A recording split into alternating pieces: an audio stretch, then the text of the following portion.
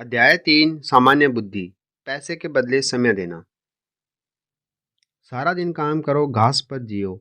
जब तुम मरते हो तो स्वर्ग नहीं जाते हो। जो हिल 1920 के दशक के यूनियन ऑर्गेनाइजर।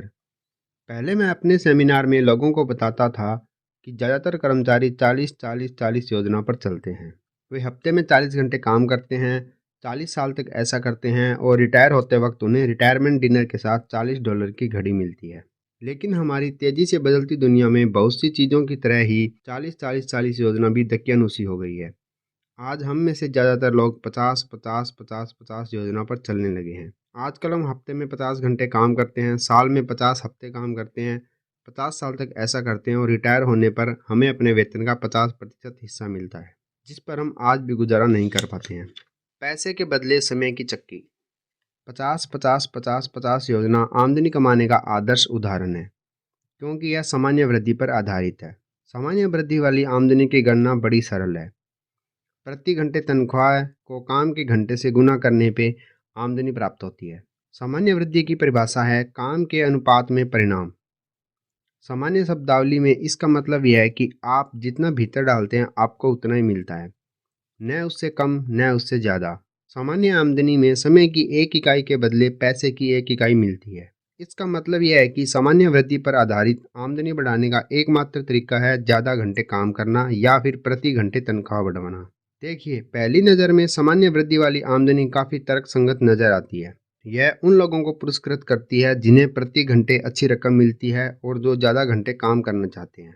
लेकिन सामान्य वृद्धि की आमदनी वाले कर्मचारियों की सबसे बड़ी समस्या यह है कि उनकी एक ऊपरी सीमा हमेशा रहेगी, भले ही उनकी प्रति घंटे आमदनी कितनी ही ज़्यादा हो। पेंटर और प्रोफेशनल। सामान्य वृद्धि की सीमाओं को अच्छी तरह से समझने के लिए उदाहरण देख लेते हैं। आइए दो बहुत अलग अलग व्यवसायों के मेरे दो परिचितों पर नज़र डालते हैं। इनमें से एक घर पेंट करने के बिजनेस में है और दूसरा डॉक्टर है। पेंटर का नाम गैरी है। वह छोटे से पेंटिंग और वॉलपेपरिंग बिजनेस का मालिक है। वह क्लियर वाटर फ्लोरिडा में मेरे घर के पास रहता है। गैरी कड़ी मेहनत करता है। वह सुबह जल्दी काम में जुट जाता है और अंधेरा होने तक लगातार काम करता रहता है। संभव होने पर वह वीकेंड में भी काम करता है। गैरी के काम करने की दर $30 प्रति घंटे है, लेकिन यात्रा के समय, खर्च, बीमे, टैक्स आदि का खर्च निकालने के बाद उसके भुगतान की वास्तविक दर शायद $20 प्रति घंटे के करीब है। अगर खुशकिस्मती से गैरी हर दिन 10 घंटे काम करे और सप्ताह में 6 दिन काम करता रहे तो एक साल में उसकी कमाई इतनी होगी। $20 प्रति घंटे के हिसाब से एक सप्ताह में वो 60 घंटे काम करेगा तो उसकी एक सप्ताह की कमाई हो गई $1200। इसी प्रकार एक साल में 50 सप्ताह काम करने पर उसकी एक साल की कमाई होती है $60,000 प्रति वर्ष। देखिए, $60,000 की रकम कम नहीं होती है। बहुत से लोग एक साल में $60,000 कमाना चाहेंगे, लेकिन गैरी एक साल में इससे ज़्यादा कभी भी नहीं कमा सकता, और वह भी तब जब उसको एक के बाद एक अच्छा लगातार काम मिलता रहे। अब जरा यह भी देख लें कि गैरी अपने बेहतरीन साल की कितनी कीमत चुकाता है। यह सप्ताह में सिर्फ एक दिन अपनी पत्नी और बच्चों के पास रह पाता है। वह साल में कभी भी $60,000 से ज़्यादा नहीं कमा पाएगा, चाहे वह कितनी ही कड़ी मेहनत कर ले। वह शायद कभी भी काम के बीच छुट्टी लेता है, और अगर लेता भी है तो इतना थका मांदा होता है कि इसका आनंद नहीं ले पाता। सामान्य वृद्धि पर आधारित आमदनी की खातिर काम करने का सबसे बुरा पहलू यह है कि गैरी को अपने काम का भुगतान सिर्फ एक बार ही मिलता है। इसका मतलब यह है कि आखिरी चेक मिलने के बाद वह दोबारा पैसे के बदले समय की चक्की चलाने लगता है। प्रोफेशनल्स ज़्यादा आमदनी वाले हाउस पेंटर से अधिक नहीं। अब आइए जॉन स्मिथ एमडी की जिंदगी पर दोबारा नजर डालते हैं, जो अपनी प्रैक्टिस में साल भर में $2.5 लाख कमाते हैं। डॉक्टर स्मिथ जनरल प्रैक्टिशनर है और प्राइवेट क्लिनिक में इलाज करते हैं। उनके यहाँ 4 पूर्णकालिक कर्मचारी हैं, जिनमें से 2 रजिस्टर्ड नर्स हैं। बहरहाल डॉक्टर स्मिथ को मरीजों को खुद देखना होता है, इसलिए वे दिन में 8 घंटे काम करते हैं और सप्ताह में 6 दिन मरीजों को देखते हैं। इसके अलावा कागजी कामों को निपटाने में हर दिन 2 घंटे का वक्त चला जाता है, और हर महीने में 2 रविवार बिजनेस संबंधी मामलों में लग जाते हैं। डॉक्टर स्मिथ के पास अपनी आमदनी बढ़ाने का एक ही रास्ता है, अपने काम के घंटे बढ़ाना। लेकिन वे पहले से ही दिन में 10 घंटे काम कर रहे हैं, इसलिए घर पहुंचने तक वे इतने ज़्यादा थक जाते हैं कि होमवर्क में बच्चों की भी मदद नहीं कर पाते या उनके फुटबॉल मैच देखने भी नहीं जा सकते, और वे अपने काम के घंटे तो बढ़ा ही नहीं सकते। अपनी नौकरी के गुलाम। यह सच है कि डॉक्टर स्मिथ बहुत सारा पैसा बनाते हैं, लेकिन इसकी कीमत यह है कि वे POW प्रिजनर ऑफ वर्क यानी काम के कैदी हैं। वे खुद को जाल में फंसा महसूस करते हैं। वे कुंठित, नाराज और दुखी हैं, लेकिन उन्हें समझ में नहीं आता कि इस बारे में क्या करें। इसलिए वे चक्की पीसते रहते हैं, डॉलर पाने की खातिर अपना समय देते रहते हैं और उम्मीद करते हैं कि हालत कभी न कभी तो सुधरेंगे। हालांकि अपने दिल में वे यह बात अच्छी तरह से जानते हैं कि ऐसा कभी नहीं होगा। सामान्य वृद्धि पर आधारित आमदनी के साथ ही यही दिक्कत है, अगर आप खुद काम नहीं कर रहे हैं तो काम नहीं हो पाता। अगर काम नहीं हो पाता तो आपको भुगतान भी नहीं मिलता, और भुगतान पाने का इकलौता तरीका काम को बार बार करते रहना है। भगवान न करे कि यह पेंटर या डॉक्टर कभी बीमार पड़े या घायल हो जाए, जिसकी वजह से वह काम न कर पाए। आपकी चक्की कितने पैसे देती है? आपकी क्या स्थिति है? क्या आप भी पैसे के बदले समय की चक्की में फंसे हुए हैं? अगर ऐसा है तो आपकी चक्की आपको कितने पैसे देती है? आगे व्यवसायों और उनकी औसत सालाना तनख्वाह की सूची दी गई है, जिसे एक मैगजीन ने अपनी सालाना रिपोर्ट में प्रकाशित किया था। जरा देखें कि दूसरे व्यवसाय की तुलना में आपकी सालाना आमदनी कितनी है। 2008 में अमेरिका में नौकरियों की आम तनख्वाह। अस्पताल के सफाई कर्मचारी की सालाना तनख्वाह $21,000। हाई स्कूल के टीचर की सालाना तनख्वाह $46,500। एक कंपनी के वकील की सालाना तनख्वाह $90,000। एक सेक्रेटरी की सालाना तनख्वाह $29,000। एक सेल्स क्लर्क की सालाना तनख्वाह $21,500। अमेरिका के राष्ट्रपति की सालाना तनख्वाह $4 लाख। अखबार के संवाददाता की सालाना तनख्वाह $38,500। ट्रेवल एजेंट की सालाना तनख्वाह $30,000। डॉक्टर की सालाना तनख्वाह $1,44,000। पादरी की सालाना तनख्वाह $42,000। अकाउंटेंट की सालाना तनख्वाह $44,500। अमेरिका में परिवार की औसत आमदनी $48,000। क्या आपको यह जानकर हैरानी हुई कि देश की दूसरी नौकरियों की आमदनी की तुलना में आपकी आमदनी कितनी कम है? देखिए, आपको और भी ज़्यादा हैरानी होगी जब आप अपनी सालाना आमदनी की तुलना किसी बड़ी कंपनी के सीईओ के भुगतान से करेंगे। गौर रहे कि 2008 में सीईओ की तनख्वाह आम कर्मचारी की तनख्वाह की तुलना में कितनी थी। सीईओ और कर्मचारियों के बीच आमदनी की खाई। 2008 में सीईओ की तनख्वाह $10.5 मिलियन थी, वहीं एक कर्मचारी की तनख्वाह $35,000।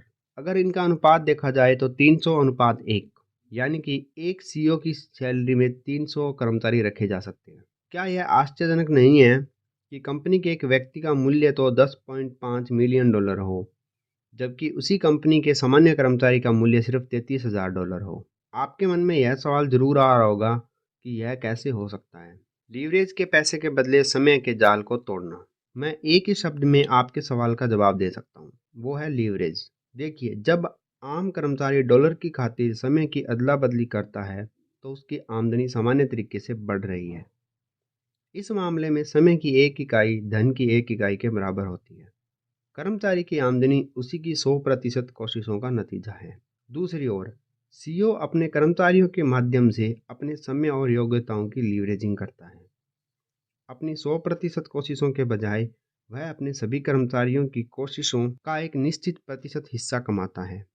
जे पॉल गेटी का यही मतलब था जब उन्होंने कहा था, मैं अपनी 100% कोशिशों के बजाय 100 व्यक्तियों की कोशिशों का 1% कमाना चाहूँगा। इसलिए लीवरेजिंग में इतना दम है, आप पूरे समूह की कोशिशों का थोड़ा थोड़ा सा हिस्सा कमाते हैं। हर्शीज कैंडी बार इसका आदर्श उदाहरण है।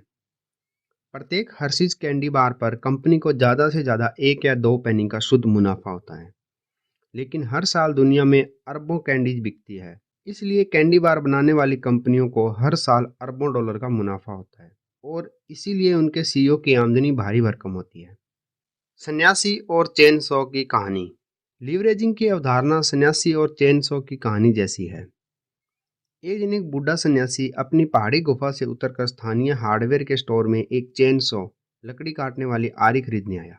सन्यासी ने युवा सेल्स क्लर्क से गर्व से कहा, मैं अपनी गुफा में नहीं रहना चाहता। मुझे अपने लिए लकड़ी का एक नया घर बनाना है। इसके लिए मुझे सबसे अच्छी आरी चाहिए, कीमत चाहे जो भी हो।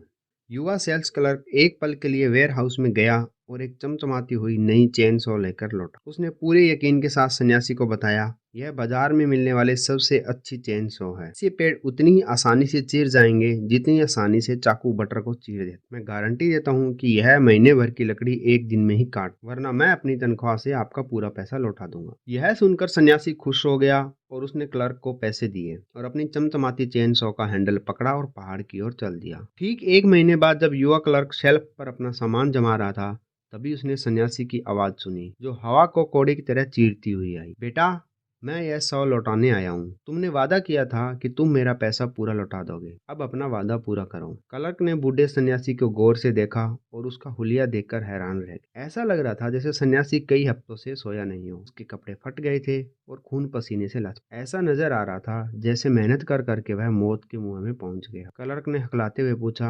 आपको क्या हुआ? आपकी हालत तो बहुत गंभीर दिख रही है। बूढ़े सन्यासी ने अपनी पूरी ताकत बटोरी, चेन सो को उठाकर काउंटर पर रखते हुए कहा, यह सब इसी घटिया आरी का नतीजा है जो तुमने मुझे बेची। तुमने तो कहा था कि यह 1 महीने की लकड़ी 1 दिन में काट देगी, मगर देखो क्या हुआ। मैं 1 महीने से इसका इस्तेमाल कर रहा हूँ और इस दौरान मैं 1 दिन की भी लकड़ी नहीं काट। मुझे मेरा पैसा वापस। हैरान क्लर्क ने माफी मांगते हुए कहा, बिल्कुल, मैं अपना वादा जरूर पूरा करूंगा। बस मैं चेन सो की जांच करके देख लूं, शायद मैं पता लगा सकूं कि क्या गड़बड़ है। क्लर्क ने पुल रोप को जोर से खींचा और चेन सो की तेज आवाज दुकान में गूंजने लगी। आवाज को सुनकर सन्यासी काउंटर से उछलकर पीछे पहुंच गया, जैसे उसे किसी ने गोली मार दी हो। फिर वह जमकर चिल्लाया, यह कैसी आवाज है? इस कहानी से हमें लीवरेज के बारे में सबक मिलता है। क्या आप भी ऐसी चेन सो से पेड़ काटने की कोशिश करने की कल्पना कर सकते हैं जिससे कभी चालू ही ना किया गया हो? कोई हैरानी नहीं कि सन्यासी का हुलिया और हालत खराब थी। इस कहानी से यह सबक मिलता है कि लीवरेज एक जबरदस्त साधन है,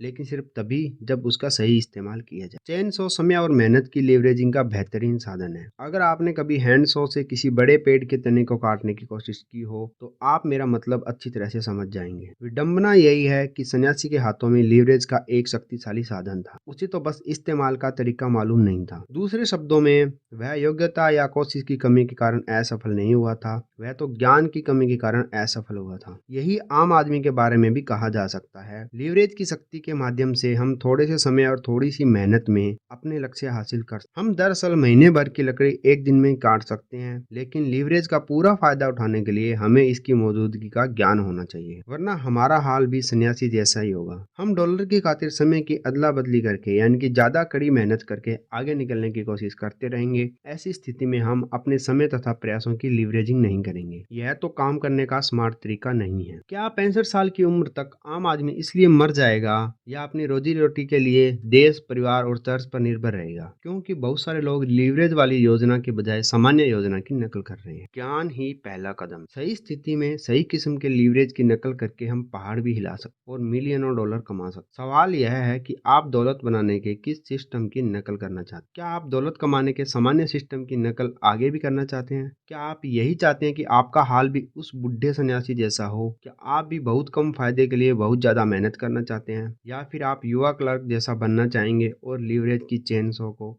चालू रखने का तरीका सीखना? यह आप अगले अध्याय में सीखेंगे। वहां आपको ऐसे आजमाए हुए तरीके मिलेंगे जिनसे हम अपने समय और मेहनत की लीवरेजिंग कर सकते। इन तरीकों की बदौलत हम पैसे के बदले समय के जाल से बाहर निकल सकते, और वो भी हमेशा हमेशा के लिए, और वह आर्थिक स्वतंत्रता हासिल कर सकते हैं जिसके हम हकदार हैं।